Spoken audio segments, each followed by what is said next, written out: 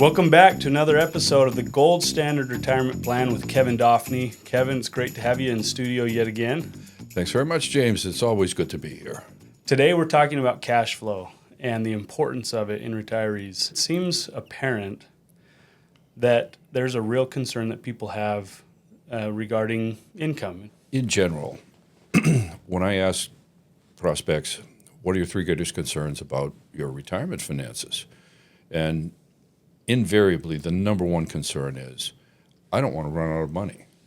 So making your money last for the rest of your life, so you have preserved lifestyle and things like that. So that's the number one concern.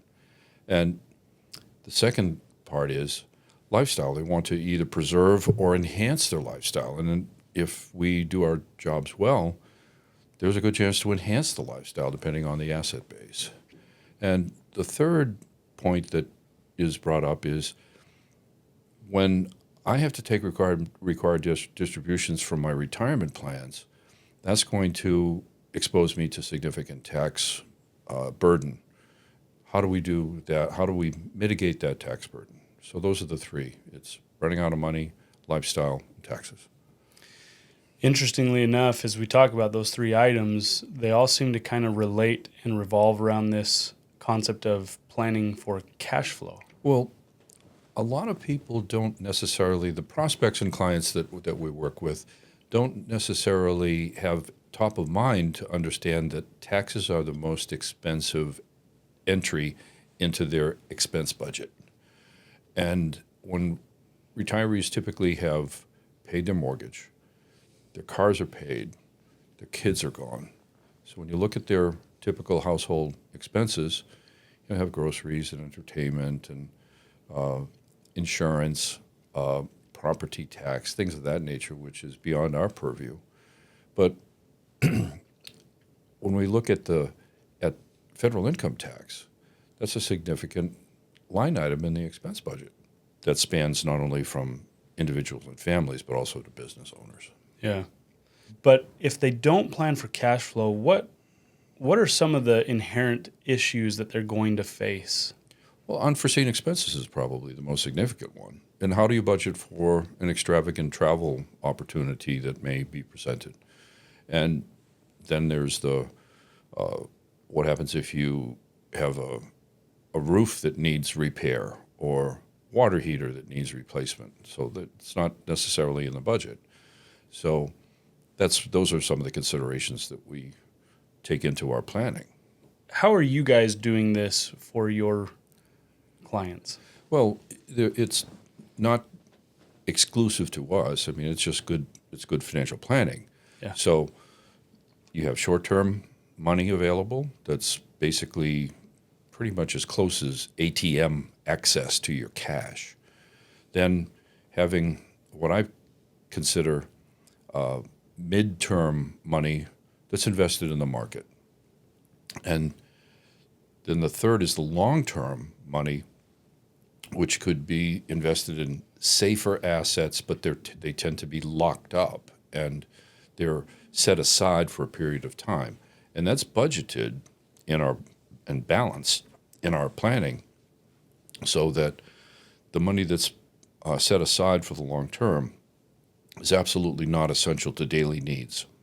And so it's a short-term, medium-term, long-term. And are those the key principles or foundations of the plan Absolutely. With regards to cash flow? Absolutely. And using that, the contingencies are in place for unforeseen expenses. The markets have gone up 7 years out of 10, so we have that bias to produce returns for the medium term. And then the long term is the set-asides that we encourage our clients, don't ever touch this for whatever period the engagement is with that investment. What are some things that you guys are doing to help people ensure that they meet their lifestyle expectations? Because at the end of the day, that's what it boils down to is, you need as much money as you need to take care of the lifestyle that you want. Sure. Well, it boils down to 5 particular points. And the main points of a financial planning consideration are assets, liabilities, income, age, and aspiration. So how much do you have? How much do you owe? What's coming in other than what maybe you're getting dividends or something like that from retirement plans and so forth. How old are you? What's your runway? What's your runway for the rest of your life? We plan to age 95, and that seems to be a good indication of how things are going to go. Now, if we take a snapshot today in 2024, that projection out to age 95 is a point in time. Now, 6 months, a year, 2 years down the road, we may adjust that a bit because we're going to have to look at all the different returns and changes, the outflows, the inflows, all of those things. So it's not a continuously monitoring, but it's a periodic monitoring of how that plan is performing, because we design a plan, produce the cash flow projections, implement the investments, and then we monitor that. And it's quite straightforward. People put their money away for years and years and years while they're retiring, expecting that they're going to get money coming out of their IRAs and 401ks. Mm-hmm. But there's a few things that are super critical about RMDs that can totally impact the amount of cash flow that you have from a tax standpoint. Right. Well, first of all, if you're retired, you have separated from employment, and you hold a 401k, it's strongly advised to roll that into an IRA, because you're beholden to your former employer on what investments are supporting that account. Why not take control of that yourself, or have an advisor provide guidance for what the most appropriate investments are for your age and all of those elements that come into the planning? Because what you want is risk-adjusted returns for your portfolio. You have your safe money that's just gaining whatever interest rates are being applied, but they're safe and can't be reduced. Like say a 10-year bond, for instance. If you buy a U.S. Treasury bond for 10 years for $100,000, at the end of 10 years, you're going to get the $100,000 back. Along the way, you're going to receive interest payments, dividends. So, but that 100K is locked in. You don't lose anything. And we have other means of doing that are more favorable for a client. So getting back to RMDs, at age 73 today, it's going to change to age 75 in 2030. So at age 73, 4%, just shy of 4%, 3.94, something like that, is what is mandated by the IRS. That you have to withdraw that amount across all of the client's qualified accounts, tax-deferred accounts. You must take that amount, at least that amount. If you take more out, that's fine. If you take less, you're going to have a fine. So, and that's a calculation that we do at the end of the year to make sure around December 15th latest, because we don't want to bump up into holiday crush and so forth. But you want to make sure that required minimum distribution has taken place. Again, it's across all tax-deferred accounts. How do we pull appropriately? Mm-hmm. How do we withdraw from those different accounts? And is there some sort of sequence that we should do it in? Sure. That will impact our cash flow one way or the other? Well, there are 3 kinds of accounts that you can invest in. Only 3. There's a taxable account. That's what I would call a current account. So let's say that you have assets that are not tied up in a retirement account. Let's say that you're still working and your income is, say, $120,000 a year, and your expenses are, say, $70,000 a year, and you have some taxes that you have to pay. So let's say you have discretionary income of about $20K. Well, you're not going to sit it in the bank at 0.0%, so you might want to buy some NVIDIA stock or some other stock that's being promoted because you don't have an advisor and you're following CNBC and you follow the advice of media pundits. Well, that's a taxable account. So any appreciation in that account, if you decide to sell that equity or whatever the investment is for a gain, If it's fewer than 365 days, that's ordinary income, so that goes right to your 1040 form. If you hold it for 366 days or more, it's a long-term capital gain, and that is taxed in a different category, much lower rate typically. So you have to take those kinds of things into account. So it's taxable. The next one is tax deferred. IRAs, 401ks, 403bs, 457s. Pensions are tax deferred. So those are, they accumulate tax deferred in those accounts. Their gains are structured in such a way.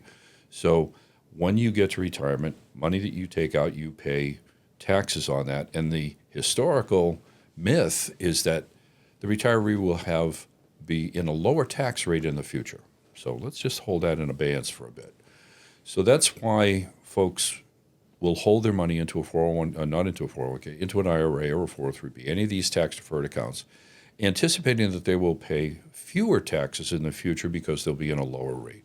Right. Well, that's a bit of a myth. The myth comes from, so retirees typically have paid off their home, they don't have a car, they don't have car payments, and their kids have moved out. So all of those major deductions, plus any, as they're earning, they can defer, so that's another deduction. All those have gone away. So without those deductions, what impact does that have on the annual tax bill? So that's the tax deferred side. Then there's the tax free side, and there's a few categories of tax free. There's the Roth IRA, Roth 401k. There's cash value life insurance loans are tax free. There's a needle threading kind of strategy that you might be able to get Social Security at a zero or lower rate, and health savings accounts, and that's the gamut. That's all that is available by law. So we focus on Roth conversions to get into the Roth IRA. Now, for younger investors, like my sons are early 40s. I've coached them, and they're actually listening to their dad. They're pounding as much money into their Roth 401k because their employer offers that program to them. And if matching comes into the picture, there are some tax liability issues on the matching aspect because that's considered income. But the Roth 401k accumulates tax-free, and if you hold it for 5 years and so forth, it will, but you can't take the money out until you're 59 and a half. So there is a little bit of some limitations and restrictions. But to have accumulation in an account tax-free that's the best of all things. So 3 different categories: taxable, current accounts; tax-deferred, longer term; tax-free is where you would be well advised to migrate those tax-deferred accounts into Roth over a period of time so that you don't suffer the kind of tax penalty, if you will, or tax burden of taking too much money out of the tax-deferred account into the Roth account. What other roadblocks or what other pitfalls do retirees face outside of taxes? That's the big one, but what are the other main ones? The most obvious one, and sometimes not considered obvious, is long-term care. Long-term care expenses can create a portfolio. So typical across the country kind of expense for long-term care runs pretty close to $100,000 a year, plus minus, depends. If it's in New York, it's much more. If you're in North Dakota, it's much less. So that's the occurrence of long-term care and the confusion, because the government regulations are not the retiree's best friend. Oh, I have Medicare. That's going to take care of my long-term care. No, it does not. So you have a period of time where you're covered by Medicare, but after that, you're facing all of those expenses. Not only that, we get into the Medicare insurance coverage, and there's the 20% and all of those elements, which we won't discuss today. But long-term care is probably the greatest exposure. So how does a family mitigate long-term care? Well, there's a few things to do. You can be self-assured. If you have enough resource, you just pay for the service of attending to the person that's having this long-term care situation. The second is long-term care insurance Now, that is a bit of an issue. Over the last 20 years or so, long-term care insurance has skyrocketed in terms of premium. So we look at that as it's not the best way that you can protect yourself from a long-term care event. The third is cash value life insurance with a chronic care rider. So let's say that it's not as expensive on a dollar for dollar basis as long-term care insurance. So the chronic care rider on a life insurance policy has a lot of advantages. So if you qualify, life insurance requires underwriting, so you must be in a state of health that's not going to expose the insurance company to undue risk. So if you have dodgy health, it's just not going to be affordable. So let's say that a person's 60 years old, say, and I only suggest life insurance for those folks up to about age 65, provided they are in exceptional health, because they can be underwritten at a fairly good premium. 60 is much better than 65. It's just age graded. So there are a few things. First of all, it's life insurance. When you pass away, the death benefit goes to your beneficiary. The second is, if you have a long-term care event, the insurance company will pay the policyholder, not the long-term care facility or the individuals providing the care, pay the policyholder up to a certain level per month. And it's less paperwork and so forth. It's much more convenient. So, and there's limitations. It could run out if it's say 10-year disability. It's going to be difficult to manage. But over this period of, say, 4 years, and most long-term care events have a sort of an average duration of about a year to 18 months. So that policy, that life insurance policy, has this side benefit of long-term care coverage. The third benefit, which is getting into the tax-free area, is when you have cash value in a life insurance policy, the tax code provides the policyholder with the ability to take out loans against that policy on a tax-free basis. So that, let's say that, to use $1 million, nice round number. If you have $1 million of cash value life insurance policy, you want to take out $100,000, that does not hit your tax form at all. So that's that benefit. So that particular long-term care avoidance has a range of benefits. Then there's another angle. The insurance companies are very clever, and they see that they're risk managers par excellence, so they know exactly how to calculate this through the law of large numbers.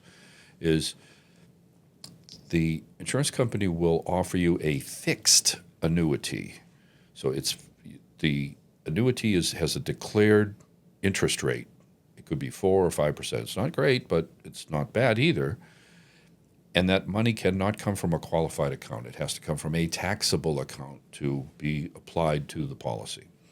So those kinds of policies have what they call a benefit multiplier. So I have a proposal in front of a client right now where they're going to invest $200,000 of their taxable money into a fixed annuity that has a long-term care rider, and it will provide the couple with up to $600,000 of coverage should a long-term care event occur. And all the while, this $200,000 is appreciating at, say, 5% a year. So, and it's not the best appreciation, but it's another level of risk management, risk mitigation, however you want to declare it, and that's another angle. But long-term care is by far running out of money. Yeah, we don't want to do that, but I didn't really think about long-term care. That's something that you really want to protect. Let's take the hypothetical situation that we're talking about. What are some things that you guys would do? What are some ways that I can redeploy my assets to ensure that I have cash flow? It comes back to the 5 fundamental principles: is assets, liabilities, income, age, and aspiration. So you have $1 million in assets. what is it? What are your annual expenses? And it could be debt, it could be mortgage, it could be car payments and things like that. So we have to calculate that precisely, and then income. Where's the income? So you're pouring something into a bucket, but then you have a spigot over here. That's the drain spout is the expenses. So how do you keep that water line increasing without exhausting that amount through expenses? So that's really it's a balancing act. How you deploy the assets, that's again, it's age dependent, and when you're going to need that money in retirement and so forth. So it's there's hundreds, if not thousands, of different scenarios that could be architected for cash flow for someone in their 50s. It's much different for someone in their 60s, much different for someone in their 70s. And someone in their 80s, the architecture is really constrained because of the potential for a long-term care event. So starting at 80 years old is really difficult. I mean, if you have $2 million at 80 years old, if you don't already have a good advisor, you should have somebody in the family that's looking after that to help you out. Unless you're, one of these great seniors, octogenarian that goes out and plays golf every day and goes to the gym and eats clean and all of those things and has 20% body fat. Wouldn't that be a great accomplishment? I aspire to that. Yeah. Oh, don't we all? But Yeah. there are strategies out there that once you look at age, income, expenses, liabilities, and all that kind of stuff, you guys are able to then say, okay, here's where we know you are foundationally. Now let's go craft a plan to meet your individual needs and ensure that you don't run out of money till age 90 or 100 or Right. however long that people want to plan for. The rule of 72 is such a great little rule of thumb, if you will. So if you take the number 72 and divide by the interest rate or appreciation rate that you hope to achieve, and you use the whole number, not the fraction, not the decimal number of the percentage, but let's say 72% divided by 7.2%, but it's divided by the whole number, 7.2 integer. So that's 10. So that would be your money doubles in 10 years. So that's the rule of 72. Well, it just so happens that today could change tomorrow, but right now we can budget a projection of either market exposed, market risky assets or lockdown protected assets using 7.2 as a good number. If you go back over the last 20 years, the S&P 500 has appreciated in excess of 7%. Well, that's pretty close. So there's that piece. On protected assets, they are illustrating somewhere in the range of approximately a 7% per year appreciation over a 10-year period. That's the average, is 7%. So it's basically your money doubles in 10 years if you're managing it correctly. So that's the benefit of the market. Like I said, it could happen, it could change tomorrow. Who knows what tomorrow brings? No one has a crystal ball. A lot of speculation and prediction, which I believe can be very valid on facts-based decision-making. We can look at a lot of history. There's so much talk about artificial intelligence today and how the artificial intelligence impact on markets is not terribly different from what was happening in the late 90s with the internet explosion. So lessons learned there, some cautionaries. There were a lot of companies that cratered in year 2000, right around there. So this is the learnings that have been appreciated over this past 24 years or so. So it's all these metrics have to be taken into account. And it's not.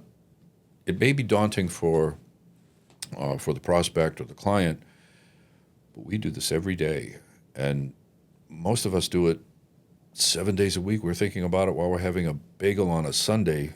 It's just what we do. That's how we improve our practice to be better advisors and better consultants to our clients.